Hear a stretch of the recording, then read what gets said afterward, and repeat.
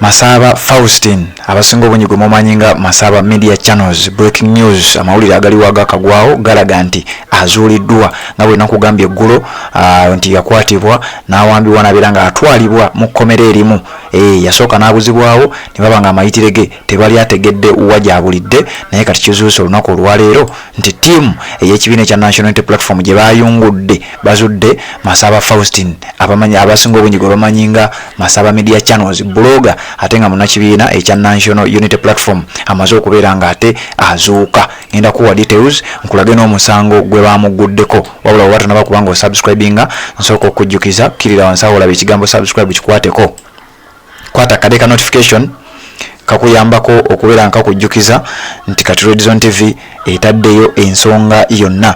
Olunaku olwajjo n'ennaku endala eziyise tuzze tukuwa amawulire ku bannakibiina ekya National Unity Platform abazze bawambibwa muno nno agabadde gakyasembyeyo kuliko oyo gwolaba abasinga obungi mumanyi nga Masaba Faustin naye nga amannya ge original bamuyita Wanikina Faustin ne munne amanyiddwa nga Mumbya Hussein. Bano nno bawambibwa ennaku z'omwezi zaali nga 25 ekibiina ekya National Unity Platform kyavayo ne kitegeeza eggwanga nti bano ababiri bawambibwa ng'era bwe nabikuwadde eggulo mu updates zennaku sembyeyo kuwa olunaku lwajjo. Bw'obanga ogoberera omukutu guno oteeka okuba nga wabitegedde. Kati abantu bano bamaze ebbanga ng'amayitire gaabwe tegamanyiddwa era ng'ekibiina ekya National Unity Platform bo bagamba nti abantu bano bawambibwa lwa byabufuzi kati no babaguddeko emisango gye ngenda okuba nga nkuwa naye ng'ate bano babeera ku mbeera ya kibiina kya National Unity Platform. Omu abadde abeera nga foot soldier ng'abeera nnyo ne banne era nga kizibu nnyo okumusanga mu misango emirala. Kati ate ng'omulala oyo amanyiddwa nga Masaba ye abadde buloga era ebiseera ebisinga abadde abimala bweru wa ggwanga abadde yakakomawo wano kubeera ng'ate abuuza ku bantu be naye ne bamusetinga ne baba nga basobola omufuna ne bamubuzaawo. Amaze ennaku nnyingi nga talabikako era nga tebamanyi mayitire ge. Ekibiina ekya National Unity Platform ku ntandikwa y'omwezi guno kyagenda mu kkooti ensukkulumu oba high court ne bayisa ne bateekayo okusaba kwabwe nti munnaffe oba bannaffe bano ababiri baabuzibwawo era tetumanyi mayitire gaabwe tetumanyi wa gye bali ate ng'ekibiina kibeetaaga. Tewali muntu alina kubeera ng'awambibwa, tewali munnayuganda alina kubeera ng'abuzibwawo. Twagala kumanya abantu bano bali luddawa. Kakati kkooti enkulu neeyisa ekiragiro kiri ekibaluwa kye nakutegeezezza kye bayita habeas corpus oba kibakuntumye nga kiragira nti omuntu yenna bw'obanga oyina omu ku bano oba oyina Masaba oba oyina munne Mumbya Hussein nga bonna mmwe mubayina musabibwa oba mulagirwa okuba producinga mubajjeeyo na gye mubakukumidde mubaleeta abantu babe babalabeko babeere ng'ate baddamu okukwasaganya emirimu gyabwe. Abantu olwawulira ekiragiro ekyo gyonna gye baali bamukwese oba gye baali bakwekeddwa abantu bano ababiri ne bagibwayo. Amawulire ne gafuluma olunaku lwajjo nti bano ababiri baasuuliddwa ku kkomera erimu byengenda okuba nga nkusomera era oluvannyuma bannakibiina ekya National Unity Platform we bategedde nti bano babasudde mu kkomera eryo ne bagendayo amakya g'olunaku olwaleero. Ekkomera gye babasudde mulimu ebiwayi eby'enjawulo. Ekkomera baliyita Bugungu prison lisangibwa saidi z'enjeru era nga babaguddeko egimu ku misango gye njagala okuba nga nkusomera. Wabula nga sinaba kuba nga nkusomera njagala nsooke nkulage ekiwandiiko David Lewis Rubongoya ono nga Secretary General w'ekibiina ekya National Unity Platform kyataddeyo era ekibreakinze eggulire lino.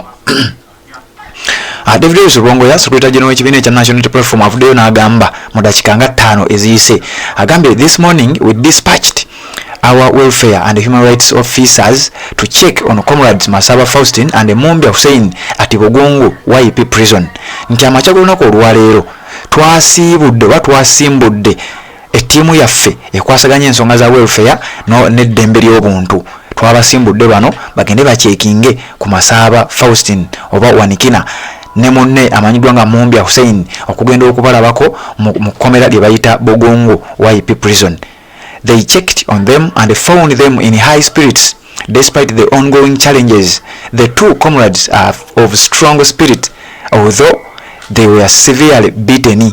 Nti bano we batuuseeyo basanze Masaba ne munne amanyiddwa nga Hussein Mumbya babasanze mu mbeera ey'okuba abasajja abagumu era nga bagamba nti ffe tugenda kufiira ku kibiina ekya National Unity Platform newankubadde bino byonna babitutaddemu ffe tuli beetegefu okulwanagana nabyo naye twayingira mu kye twayingira nga tukimanyi yembeera mwe babasanze nga bo bagamba mugume ffe tukimanyi batuwambye era tuli beetegefu okusavinga ekibonerezo kye bana abatuwadde naye nga ffe tukimanyi tuli mu kulwanirira tuli mu kusavinga kibonerezo kya kulwanirira ddembe mu nsi yaffe. Bano nno Masaba Faustin ne munne Mumbya Hussein nga bwe bategeeza.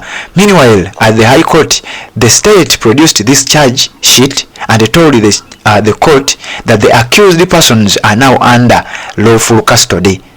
Nti ku High Court state ya producinze ekipapula kino kye bayita charge sheet.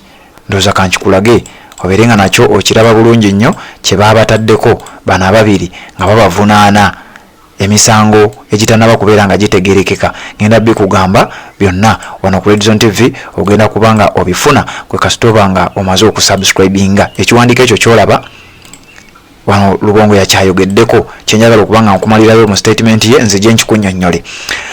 Nti charge sheet eyo bagireese nga balaga nti bali mu mikono mituufu era bali baasibwa era nti basibe mu mateeka bayina emisango gye babavunaana ngenda gikulagaawo.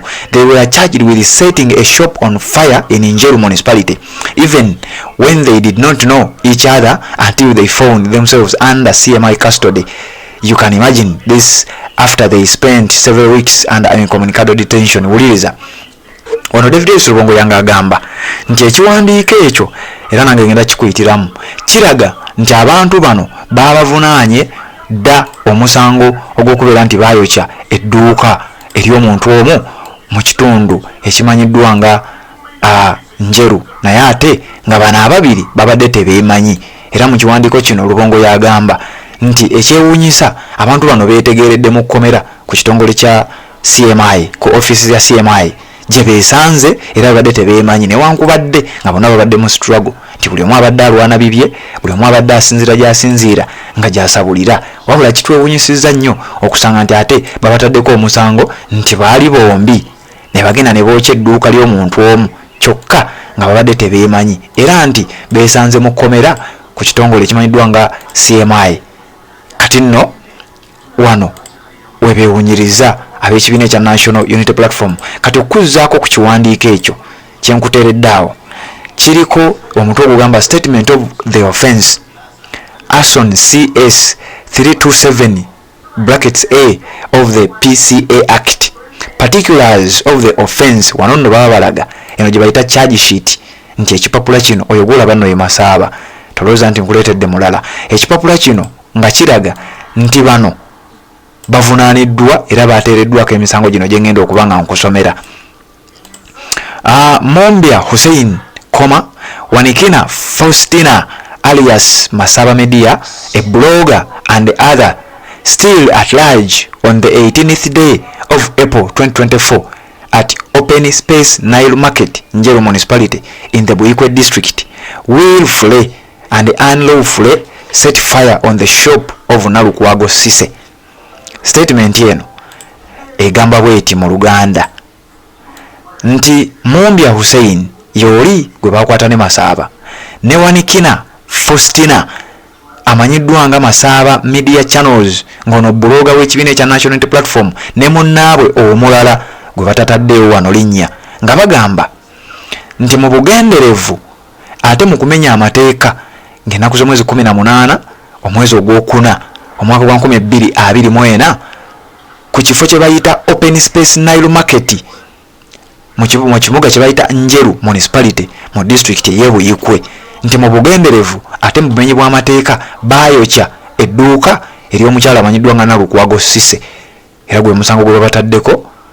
Ekiwandiiko ekyo bwe kityo bwe kinnyonnyola nti aba babiri babavunaanye omusango ng'ennaku z'omwezi 18 mwezi gwa kuna. Kati gwamanye entambula ya Masaba oyinza okulowooza oyinza okwagala omuwolereza n'ogenda n'onnyonnyola nti munnaye nga 18 yali mu kifo gundi era bwe bumu ku bujulizi obujja okubeera nga bwetaagibwa kati ate naawe alina obujulizi nti ddala nga 18 yali ayokya dduuka lya Nalukwago Cissy era naawe osobola okuba nga obuwaayo naye nga Masaba bw'atyo amaze okuba nga azuulibwa ekkomera gy'abadde yateereddwa nga bwe ndi kugambye bw'oba nga kwoli nja kusaba osubscribinge gwe atana subscribinga obeere ng'otambula naffe ebbanga lyonna ensonga zino zibeere nga tezikuyitako. Masaba Faustin oba Wanikina Faustin abangi gwe bamanyi nga Masaba Media Channels bw'atyo ali mu kkomera lye bayita Bugungu YP Prison era ng'eyo gyasangiddwa mu mbeera eyo yayambadde eddaka uniform ke musajja wattu ali mu mbeera yakubeera nga ya bunakuwavu. Webale kubanga ogoberera yonna gy'osinza okubanga gy'otulabira byonna ebisingawo ku nsonga ya Masaba Media Channels oba Masaba Faustin ngenda kubanga njikuleetera obeere ng'ate naawe omanya ebigenda mu maaso.